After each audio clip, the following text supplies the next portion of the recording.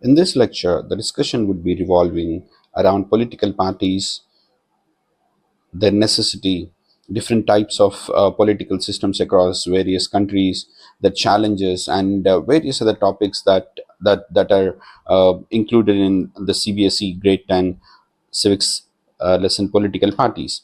So let's start with the definition of what constitutes a political party. It's a group of people who come together to contest elections and hold power in the government. So basically, every political party that is in the horizon, their main purpose is to contest elections and hold power or form government.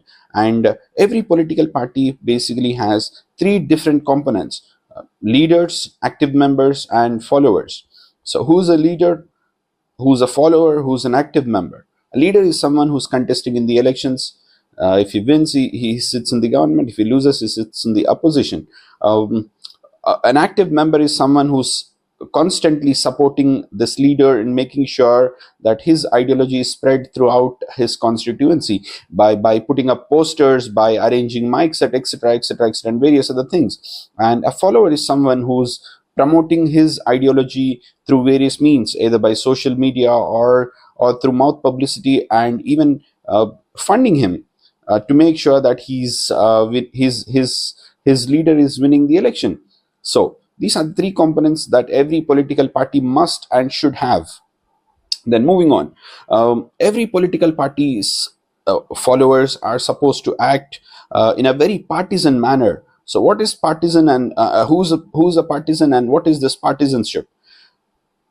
Every person who supports a particular ideology of a political party without actually thinking whether that political party is doing it right or not, without thinking about this particular aspect, if they're promoting that political party and the leader, that person is called as a partisan, and this process is called partisanship. Now, what are the basic functions of a political party? Very important question.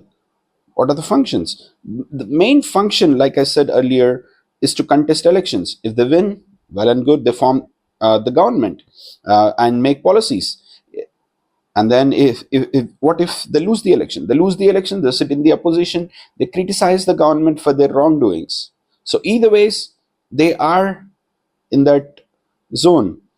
So the other function is to criticize the government for their wrongdoings and also shape the public opinion.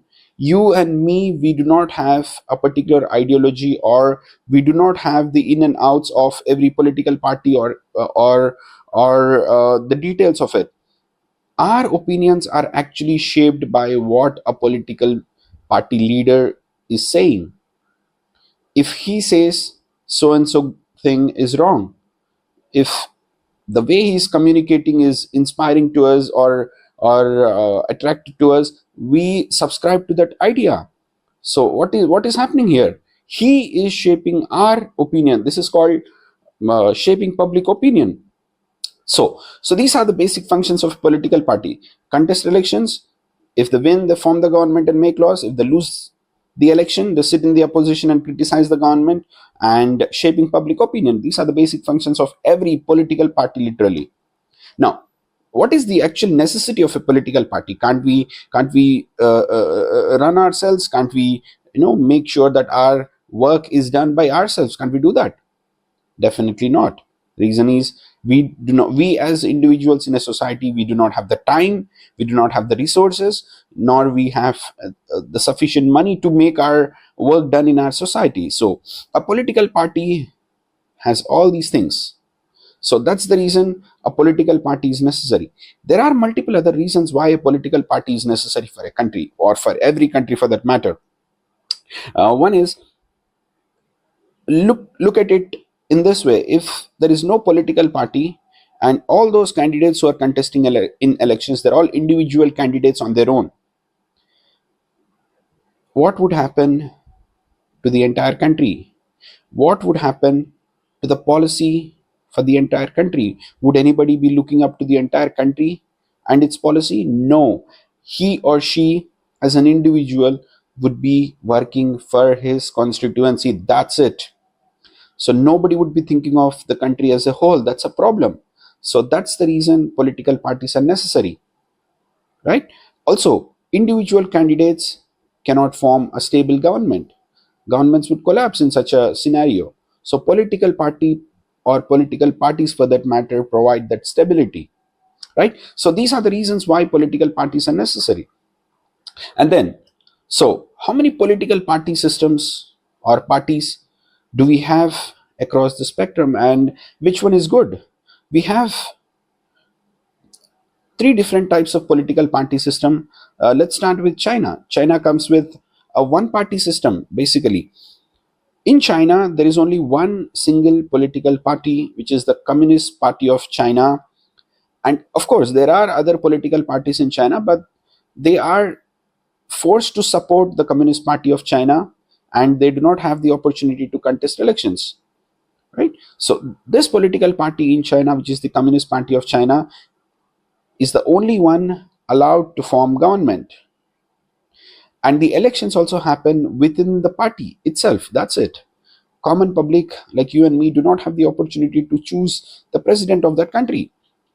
And it's also called one party system or a uni-party system. It has its own disadvantages, advantages. The main advantage is that there is no literal opposition to whatever the work that the government is wanting to start.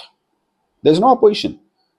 So government would start a project, let's say today, and by what in a few days it might complete, because there's no opposition to stop that project or stall the project.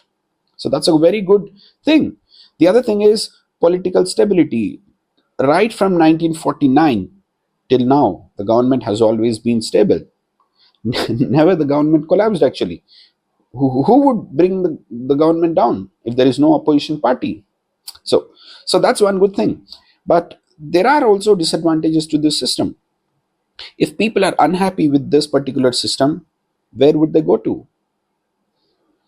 And they do not have a democracy there, and citizens do not have choices, and sometimes government can become very, very, very authoritarian.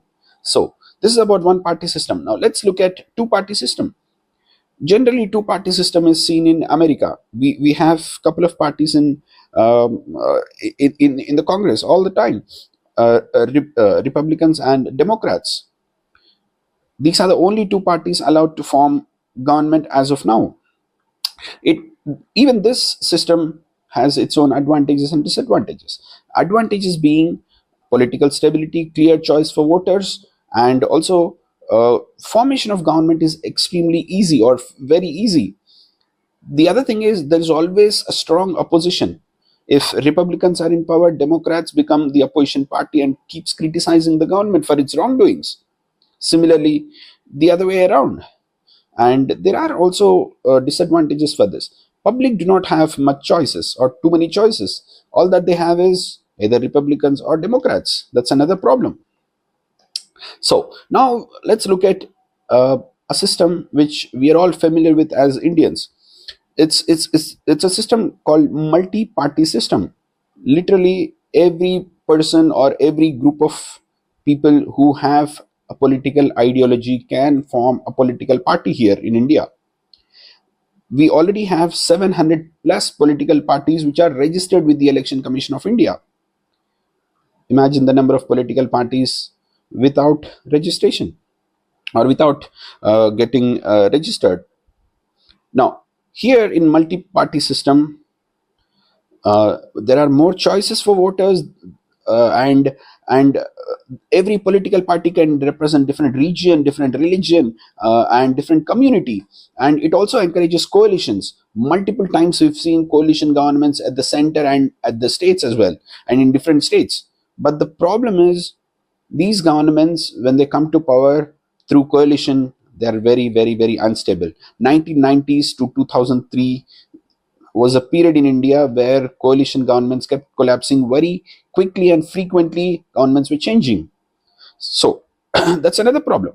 Another problem with multi-party system is decision making can be very, very, very slow. Reason being, in coalition parties, Political parties come together to form the government, and one political party might not be okay with a particular decision taken by its own coalition partner.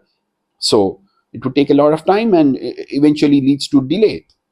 That's another problem. And political alliances also may keep changing frequently. Today, if I have a political party with so and so party as in coalition, tomorrow I might not see the same political partners. He might be in the opposition. So this is another problem, and it could create a lot of instability. Now, which party is better? There's no clear cut answer for this, and the answer changes with changing geography. Let's say for China, Communist Party could be ideal. For India, multi-party system could be ideal. It all depends on various factors and history or historical reasons and their geographical conditions and the public mindset. It all depends on various reasons. No one system is actually perfect for all. So that's how it is. Now let's come to uh, another topic. I'll give you an example. Let's say we have BJP. Let's say we have Samajwadi Party. Which one gets more attention time during the elections on television to campaign for themselves? Obviously, it should be BJP, right? Reason? BJP is a national party. National political parties have more screen time for themselves. So who's making a political party as a national party or a regional party? Who's doing that? It's done by the Election Commission of India based on the performance of the previous election. For suppose, if a political party has got 6% votes. Of all the total votes polled, 6% of the votes are for a political party, and for a Lok Sabha election, and 6% votes in the four different states of India for assembly elections. If the percentage is 6% votes, and then if they win at least four seats in the Lok Sabha, that political party is designated as a national party, right? And what about the current national parties? There are six political parties right now, and each one has its own, ideologies, has its own ideas for India. So let's start with BJP, the one currently in power. BJP is Bharatiya Janata Party. It has evolved from Bharatiya Janasangh, which was formed in 1951. And right now the current BJP, it's founded in 1980, and it was inspired by Deen Dayal Upadhyay's idea of integral humanism and Antyodaya. Antyodaya means the lowest of the strata, and then it aims to build a strong and modern India for the future. And also it says that our our work should be based on ancient culture and values. It also believes in cultural nationalism, which is also called Hindutva. Then, what are the various programs or policies that BJP has in mind for suppose, let's say, as goals? BJP wants the full integration of Jammu and Kashmir with India, which was already achieved in 2019. And then uniform civil code, it's work in progress right now. It want to ban all the religious conversions. It's working on that. And it also want to build a temple for Lord Ram in the birthplace of Lord Ram, which is Ayodhya. It has already achieved that. So these are all the things that BJP wants to work on, or has already achieved from 2014 onwards.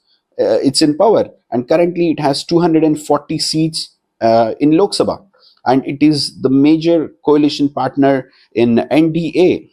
Now, moving on with another national party, which is Indian National Congress. Indian National Congress is founded in 1885 by British civil servant A.O. Hume, and right now it is considered as the oldest political party, and it played a very important role during the early years after independence.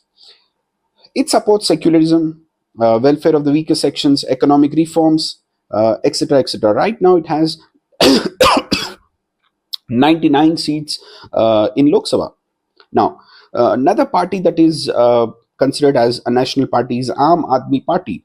Aam Aadmi Party was formed in 2012 after anti-corruption movement, and then it stands for transparency, accountability, and clean governance. Whereas its party head is involved in liquor scam case. Of course, the court has given a clean sheet to it, and Rahul Gandhi was the other day. Rahul Gandhi was saying that uh, he should not be given a clean sheet because he is involved in that liquor scam. That's what Rahul Gandhi says. So, and Rahul Gandhi is a coalition partner with UP. I don't understand uh, this whole thing. Then, Aam Aadmi Party has formed government in Delhi multiple times until 2025. From 2025, BJP is in power in Delhi, and Aam Aadmi Party right now is also in power or in government in Punjab, and it also has one Lok Sabha seat, or it had one Lok Sabha seat in 2019. Now, the other political party that is also given the status of national party is National People's Party. This is the only political party from the Northeast which is given that particular status, and it was founded by P.A. Sangma, and right now it is also in government in Meghalaya. The core philosophy of this party is education for all, jobs for all, and empowerment of all sections of society. Then the other party is Communist Party of India. It is formed in 1964 after a split with Communist Party of India, which was formed in 1925. It supports socialism, secularism, democracy. It is also against the free flow of foreign capital into our country. Right now it has a vote share of 1.75%, which is very, very, very low, and it has won 3 seats in 2019 elections. The other party that has got the national party status is Bahujan Samaj Party. Bahujan Samaj Party was founded by Kanshiram in 1984, and its main inspiration is from Sahu Maharaj, Mahatma Phule, and B.R. Ambedkar. And they formed government in Uttar Pradesh multiple times. Right now, in the sense, in 2019 election, it has got 3.63% vote share, and it has 10 seats. Now, this is all about national parties. Now look at state parties. There are multiple political parties on your screen, which are all considered as state parties or regional parties. So what is the criteria for a political party to be considered as a state party?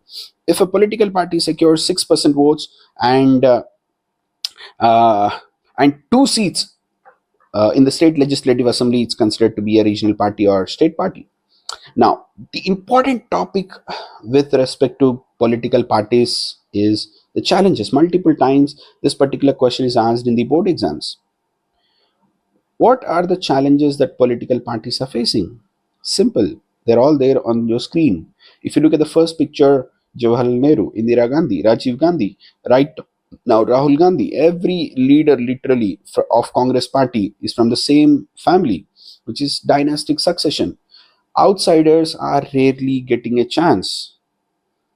Political parties have become family businesses. That's a problem. Next, the other issue is during every election, money is spent by the political parties like water, and money, liquor, biryani, all these things are given to voters in the form of a bribe to vote for their political party. If a if a candidate or if people in a village are not looking really good in terms of voting for their party or something like that, the followers are coming and threatening these voters to vote for their political party. This is literally hooliganism. So money and muscle power have been a serious challenge in Indian politics. The other thing is, literally the top leader at the top uh, position of the party, whatever he says, that becomes the final thing. Rarely the lower level cadre gets to speak anything, or their opinions are not considered. For that matter, this is another problem: lack of internal democracy. So it's become a one way talk rather than a two directional or multi directional. So another problem is, whenever elections are on the cards, every political party is saying the same thing: we would provide jobs, we would do this, we would do that. Literally every political party is saying the same thing. So people are confused as to for which political party do I vote for. So, for example, if political party A says, I will construct a dam. If political party B says, I will not construct a dam, or my party is not going to construct a dam, so then people would have a clear choice as to vote for this party or that party. But that is not the case. For gaining votes, every politician and every political party is coming up with the same agenda during elections. So that's confusing the voters. Now, how can these parties be reformed? Uh, there are a lot of things that are brought. One is anti-defection law. Defection is a process in which a politician wins from one political party but is moving on to the other political party for his benefit, personal benefit. So this is defection. So against such a process, anti-defection law was passed. Then we also have affidavits, which help us as voters understand what is the worth of this politician. Does he have 100 crores, 1000 crores, 1 lakh crores? How much does he have? How many buildings does he have? How many or how much gold does he have? What is his business? What is his source of income? Everything would be mentioned in this affidavit. Every politician, while contesting elections, is supposed to fill this affidavit. This is another thing, which is a good thing. Another thing is every political party is forced to file income tax returns. So these are some of the reforms that are already carried out. And some of the other suggestions are there should be a mandatory one-third reservation for women in Lok Sabha. Right now we have, I'm not sure, we do not have a one-third. We do not have one-third. Somewhere around 84 MPs are women, which is not one-third. Then a law also should be passed on to regulate internal affairs of every political party. They should also have a track of what they're doing. Minutes of meeting have to be recorded. What So that's another suggestion. Another suggestion is that state government, in the sense government should fund every political party to campaign during the elections. How much? This is another suggestion, but how much of this would work, only time will tell. So that's all from this lesson, political parties. Thank you.